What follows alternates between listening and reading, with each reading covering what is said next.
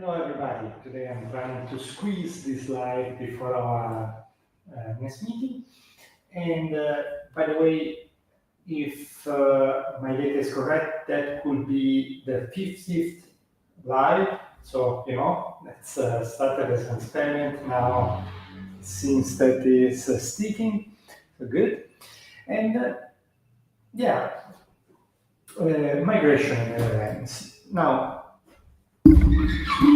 if I use the microphone, maybe it would be better. When you try to do things in a hurry, things sometimes don't work out. But yeah, I was saying 50th time that we are doing a live, and today I want to cover a topic on which there is a lot of enthusiasm.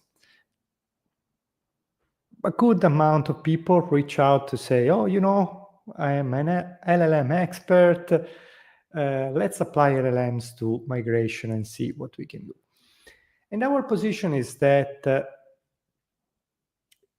we do migration to preserve business logic as closely as possible. So creativity is not really a feature, it's a bug.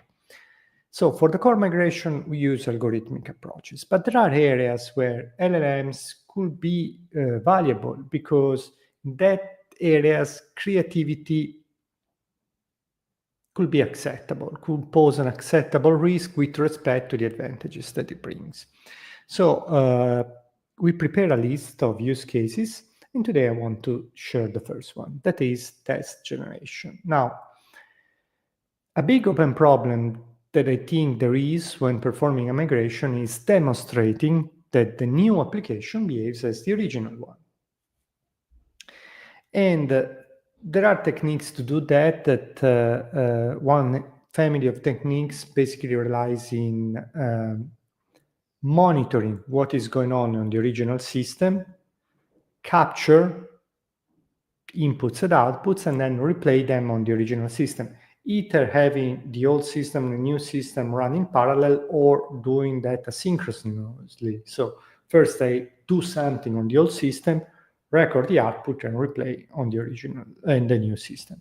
That is a technique that can give a good amount of reassurance. However, there are issues with that. First of all, it's costly because you need to capture all the inputs, all the outputs, and replay that on new system. You typically have to do with great amount of data, also data that can be sensitive. So it's not like you can capture these dumps and put them in a repository to use them for tests, right? Sometimes there is data that you don't want to put there, or it's data that is just simply too big to be used as part of tests. Also, if you do this, you are forced to reproduce a lot of low-level aspects of the original system. Otherwise, the dump will be different, right? And finally, with this approach, yes, you validate the system, but you don't get other advantages that you get if you add proper tests, like things that you can easily use to prevent regressions, things that have the side effect of documenting the system, and things that people can easily change and maintain. So it would be ideal to have instead magically unit test or acceptance test or functional test.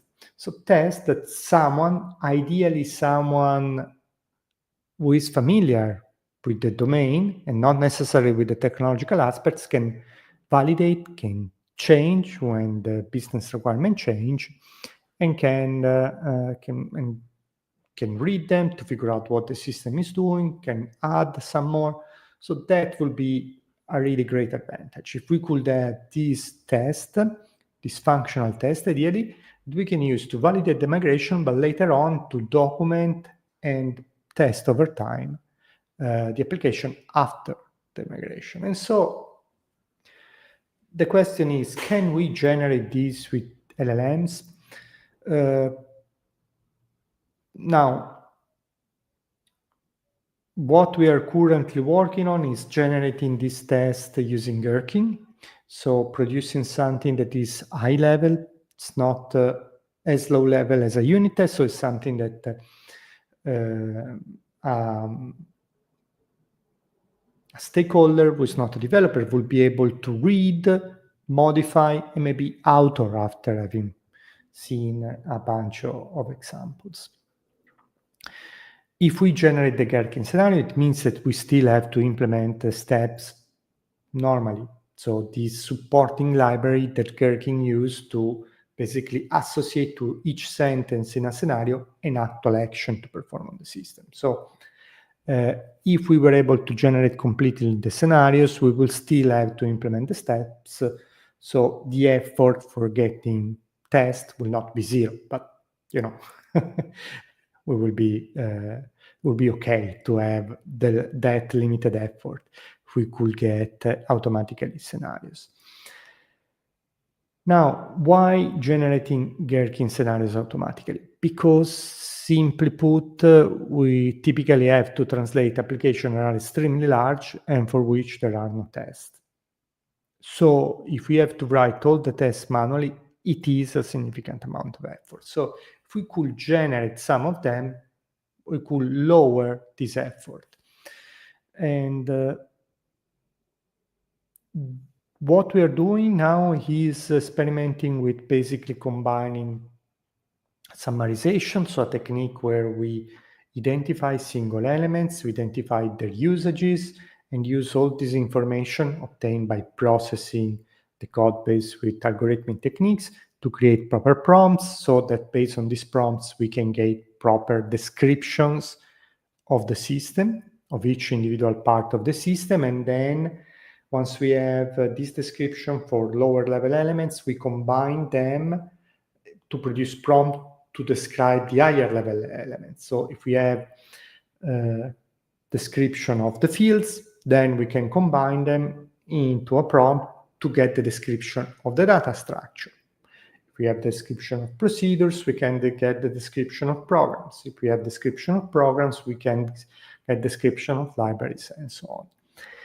So this is summarization technique. Through summarization technique, we get good description of what an element does, and we can use that to obtain basically a description of the specification of that element and use that as the input to get Gherkin scenarios. That is the idea that we are working on.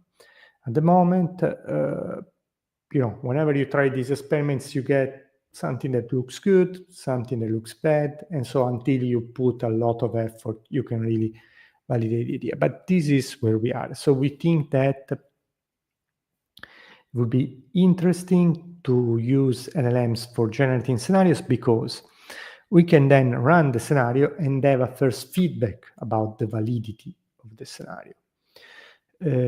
So these scenarios being high level could be manually verified by human beings, while it would be difficult to verify unit tests. It will be much more technical, much more effort intensive. And so we think this is in a direction where it makes sense to keep investing.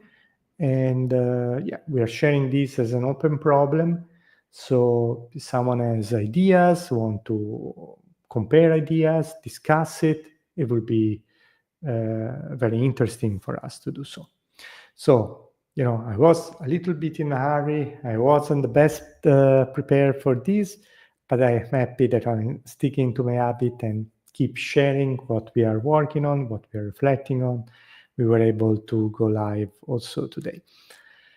So have a great day and see you in a couple of days. And if in the meantime you have anything to share, please feel free to add a comment, send me a message, send me an email.